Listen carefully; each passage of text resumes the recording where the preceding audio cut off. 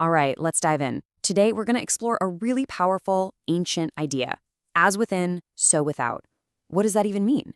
Well, it's this concept that the world you experience on the outside is actually a direct reflection of what's going on inside you. So how does that work? Let's find out. Have you ever found yourself asking this? I mean, that deep, gut-wrenching frustration when you realize you are stuck in a loop.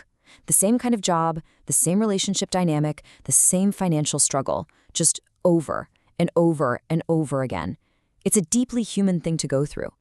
You know, the key to breaking these frustrating cycles, it probably isn't about trying to change the world around you. Nope. Instead, we have to turn inward and really understand the hidden patterns that are secretly running the whole show.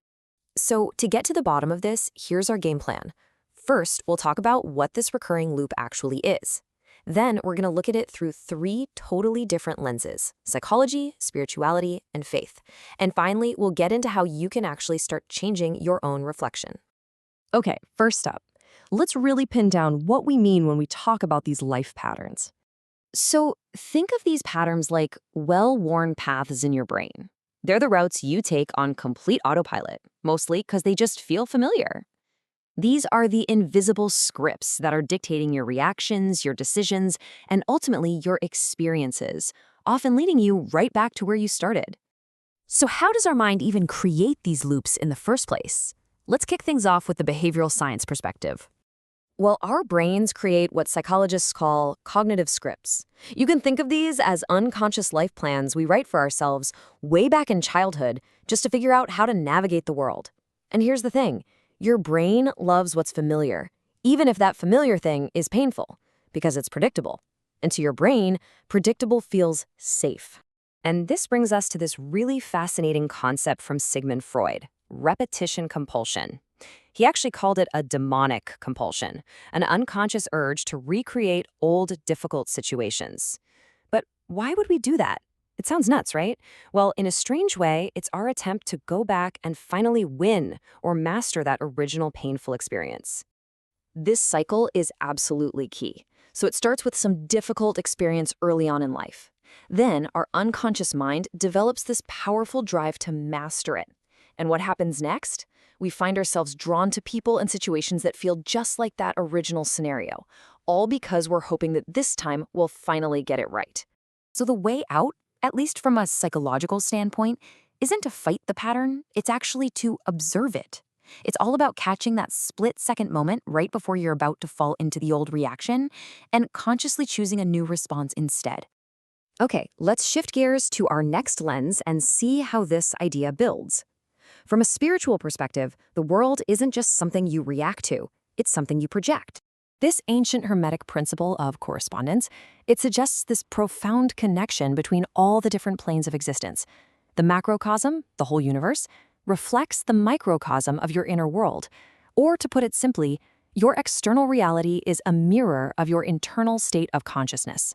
Carl Jung gave us an amazing tool for understanding this mirror: the concept of the shadow. Now, the shadow isn't some dark, evil force, not at all. It's simply made up of all the traits, the impulses, even the positive potentials that we just can't accept about ourselves, so we just push them down into the unconscious. Yeah, this comparison makes it super clear. We all have a persona. That's the curated public mask we put on for the world. But the shadow, that holds everything we've disowned or hidden away: our unresolved conflicts, our unlived desires, and get this, even the positive potential we're too afraid to claim. So how do you even spot your own shadow? Well, look at what consistently triggers you. Those intense judgments you have of other people, that's often a form of projection. We're seeing our own disowned traits in them. Recurring irritations, self-sabotage, those big, out-of-proportion emotional reactions, these are all signs that our shadow is trying to get our attention. The spiritual shift, then, it demands radical responsibility. It means you stop trying to fix or blame or change the person or situation that's triggering you, the reflection in the mirror, and you finally turn inward to heal the part of you that is projecting that image in the first place. And finally, let's explore how major religious traditions look at these recurring life patterns. They often see them as a test, or maybe a path to refinement. In Eastern traditions, these patterns are often understood as karma. It's the law of cause and effect, where our present is being shaped by our past actions, thoughts, and intentions. From this perspective, breaking the loop isn't about escaping your fate. It's about consciously choosing your actions in the present moment, practicing dharma or right conduct to create a brand new future. And while, yeah, the specific belief in karma varies culturally, like you can see in this chart comparing Canada and India, the underlying idea of moral cause and effect is incredibly widespread. It's a powerful human framework that points directly back to our central theme. Our inner world, our choices, our actions, creates our outer reality. In Western traditions, you can find a parallel concept in the Greek word metanoia. Now, it's often translated as repentance, but it is so much more profound than just feeling sorry for past mistakes. It literally means a change of mind, a complete 180-degree turn in your entire way of seeing and being in the world. And this really illustrates the core shift here, moving from self-reliance to surrender. It's that moment you finally just admit that your own strategies have failed you. It's about opening yourself up to a higher intelligence or divine will and trusting it to guide you out of the cycle. Okay, let's bring it all home. How do these 3 different lenses give us a complete toolkit for actually changing our reflection? Let's just put it all together. Psychologically, the problem is a learned script, and the solution is conscious observation. Spiritually, the problem is an external reflection, and the solution is radical inner responsibility. And from a religious viewpoint, it's a karmic or divine test, requiring surrender and alignment.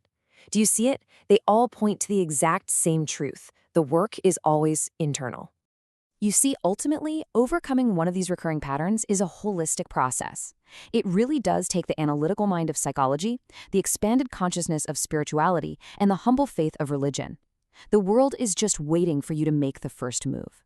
So what pattern will you choose to see differently today?